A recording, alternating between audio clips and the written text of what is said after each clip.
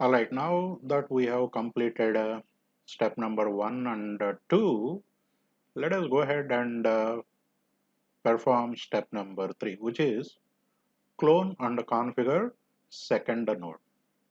We have first node ready with all the prerequisites configured. Now we will create a second node by cloning the first node. So I will show you how to create the second node by cloning the first node and then configure the second node IP address details and the hostname details. So with that, now let us go to system and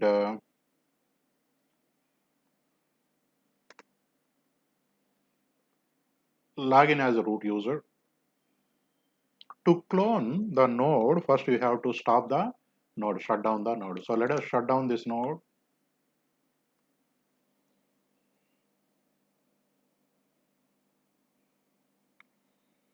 Now once the node is shut down, you can just choose the first node, which is rack 1. Right click on this. You will see clone option here. So click on the clone option and name rack 2. That's it. Remaining, let it be default. Say next. And choose full clone and say clone. Now this will take some time. I am stopping the video now and we'll come back once it is done. Alright, now you can see second node has been cloned. Now let us start the second node and configure it. Click on second node rack 2 and start it.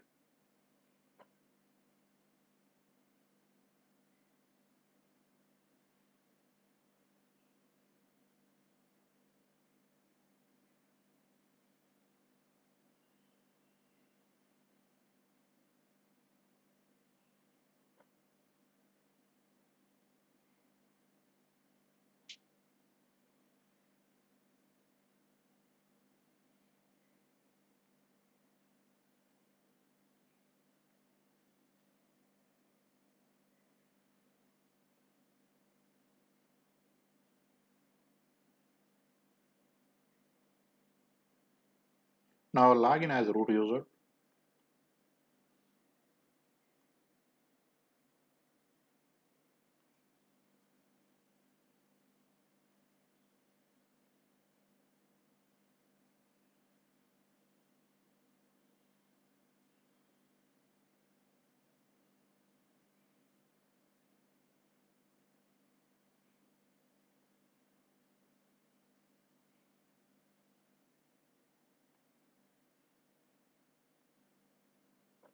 Open a terminal window. Now we have to set proper host name and IP address for second node. Because it is cloned from first node, the first node name and the first node IP details will be applied to the second node also. So that is what we are going to change now. First host name. Set the host name using hostnamectl set host name.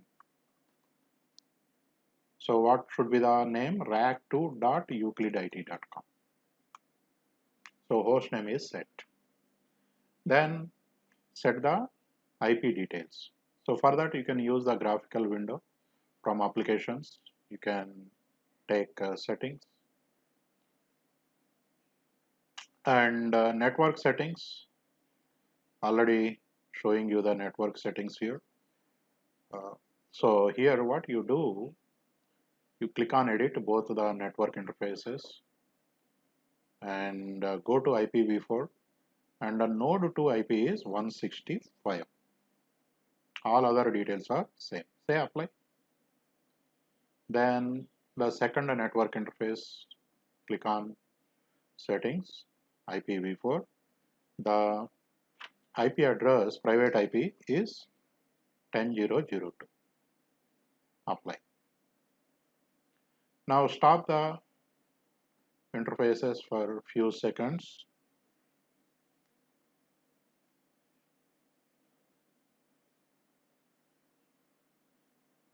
and on them so that our changes takes effect. That's it. We changed the IP details also. You can verify using IPADDR command. For the first interface card, you should see the IP that we applied. Then for the second interface card, we should see the IP that we applied. That's it. So we changed the host name and IP details. So that's it. Now that we have two nodes ready, one final check is let us, okay, node 2, node 1 was down. That's fine. We can postpone this check to a later stage. Otherwise, we are done with the third step also now, which is clone and configure second node. In the next video, we'll see how to create and attach a shared storage.